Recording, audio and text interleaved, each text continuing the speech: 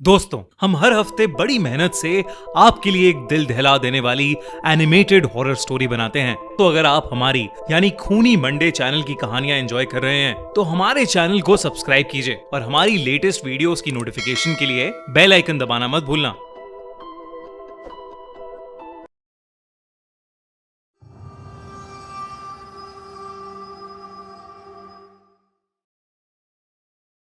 माना Nangal, scary urban horror legend.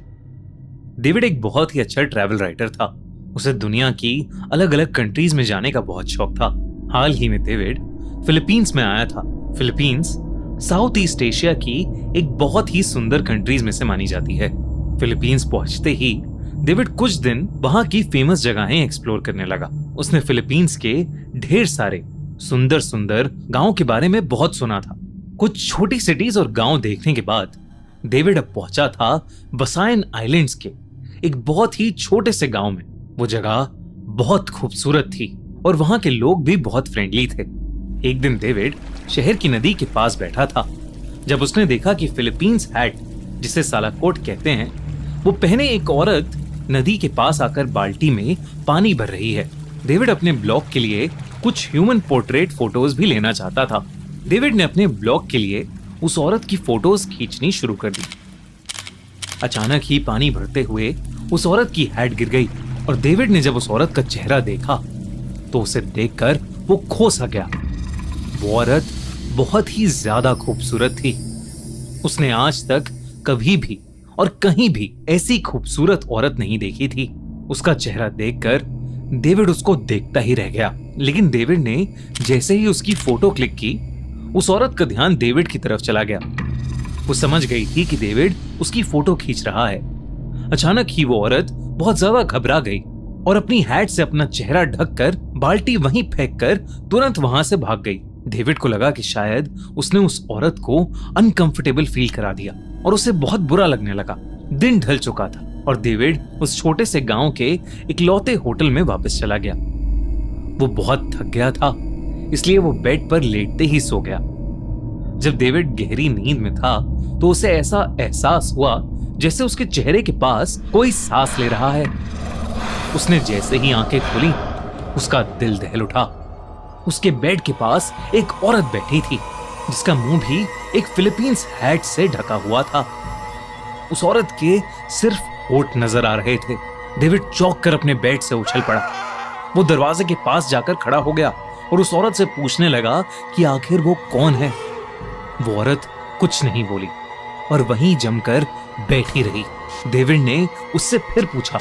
एकदम से उस औरत ने अपनी गर्दन डेविड की तरफ घुमाई और बहुत ही अजीब ढंग से हंसने लगी। उसके होंठ बिल्कुल काले थे और डेविड को उसकी हंसी में लंबे सड़े हुए तीखे दांत नजर आ रहे थे। डेविड उसे देखकर एकदम से घबरा गया। उसने पास में रखी पानी की केटल उठाकर उस औरत पर फेंकी तो वो जोर जोर से चिल्लाने लगी। अचानक से उसकी पीठ से दो पंख निकल आए और वो हवा में उड़ने लगी। डेविड ने देखा कि उस औरत का निचला शरीर का हिस्सा था ही नहीं। उसकी आधी कटी हुई उड़ती हुई बॉडी से खून टपक रहा था। उस औरत ने तेजी से अपने पंख फड़फड़ाए और खिड़की को चूर चूर करते हुए वहां से उड़ती हुई निकल गई। डेविड ने जो अभी देखा उसे देखकर उसे कुछ समझ नहीं आया। उसने फौरन होटल के रिसेप्शन पर कॉल किया और उन्हें सब बताया। होटल के कुछ स्टाफ मेंबर्स तुरंत डेविड के रूम में आ गए। डेविड की खौफ भरी आंखें देखकर वो समझ गए थे जिससे अभी कुछ देर पहले डेविड का सामना हुआ था वो कोई और नहीं बल्कि माना नंगल है। उन्होंने डेविड को बताया कि माना नंगल एक तरह की इविल स्पिरिट या चुड़ैल है जो कि अपने शरीर को आधा करने की ताकत रखती है। वो अपने धड़ यानी ऊपर की बॉडी को नीचे की बॉडी से अलग करके उड़ सकती है। उसकी लंबी जीभ किसी भी हट्टे कट्टे इंसान का पूरा खून चूस कर उसे मार सकती है। उसका असली शिकार हमेशा प्रेग्नेंट औरतें, बच्चे और अच्छे दिखने वाले हट्टे कट्टे आदमी होते हैं। ये सब सुनकर डेविड परेशान हो गया था। उसने अपनी जिंदगी में कभी भी ऐसे किसी जीव को नहीं देखा था। वैसे तो डेविड इन सब बातों पर कभी यकीन नहीं करता था, मगर उसने अपनी आंखों से जो देखा वो उसकी समझ से परे था। होटल के एक बूढ़े मैनेजर ने डेविड को नमक, पिसे हुए लहसुन और राख की पोटलियां दी और कहा कि अगर मानानंगल उसके सामने दोबारा आए तो वो उस पर ये पोटलियां फेंक दे, क्योंकि कहते हैं कि मानानंगल का शरीर इन सब चीजों से जल जाता है। होटल वालों ने उसे अपने कमरे के पास ही एक दूसरा कमरा दे दिया और डेविड उस रात डरते डरते सोने चला गया। अगले दिन डेविड ने आसपास के गांव के लोगों से मानानंगल के बारे में पूछताछ शुरू कर दी। गांव वालों ने यह भी बताया कि गांव में हर दूसरे दिन कोई न कोई मानानंगल का शिकार हो रहा था। पिछले महीने से 13 लोग मारे जा चुके थे, जिसमें 6 प्रेग्नेंट औरतें थीं और 4 बच्चे। उन सभी गांव वालों को लगता था कि मिया नाम की एक लड़की जो उस गांव में रहती है वही मानानंगल है और वही सबकी जान ले रही है। वो सारे गांव वाले मिया को मारना चाहते थे, लेकिन उससे लड़ने की हिम्मत किसी के पास नहीं थी। डेविड ने सोचा कि वो खुद मिया के घर जाकर चेक करेगा कि गांव वाले जो कह रहे हैं वो सच है भी या नहीं।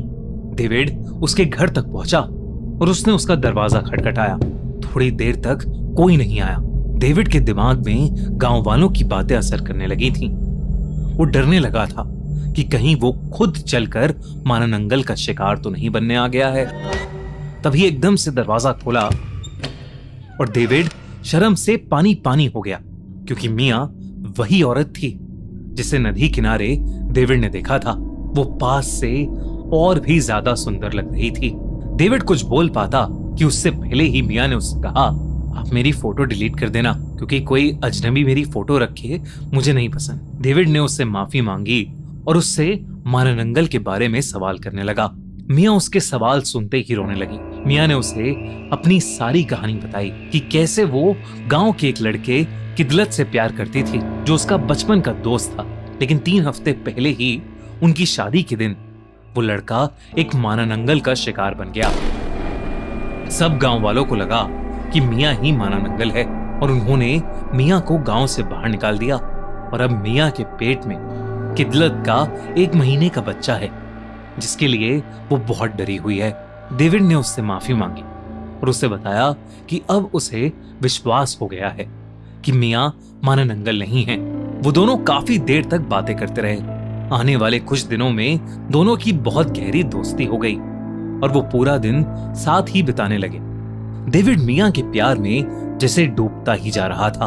उसने डिसाइड कर लिया था कि वो मिया को अपने साथ वापस कनाडा ले जाएगा और उसके बच्चे का ध्यान रखेगा।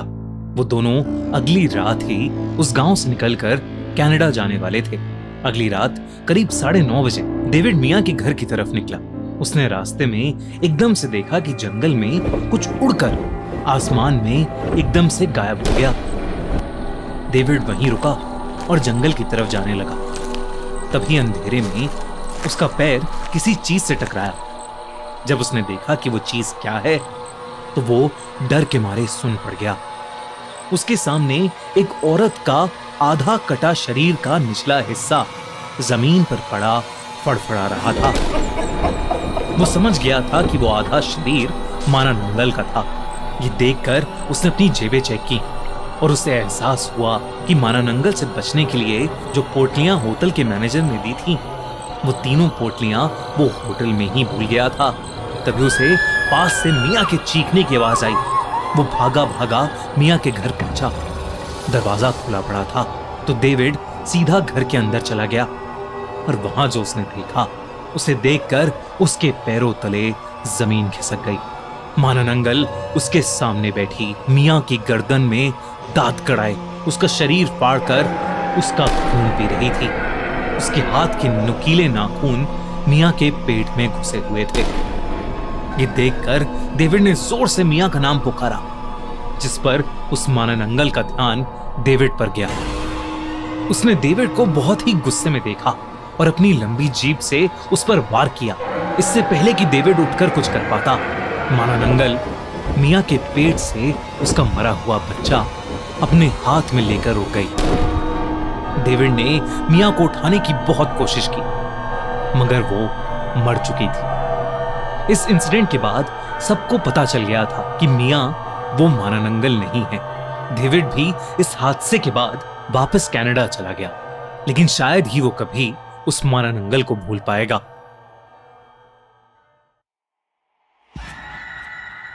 अगर आपको ये वीडियो अच्छी लगी तो हमारा चैनल खूनी मंडे सब्सक्राइब करना बिल्कुल मत भूलना।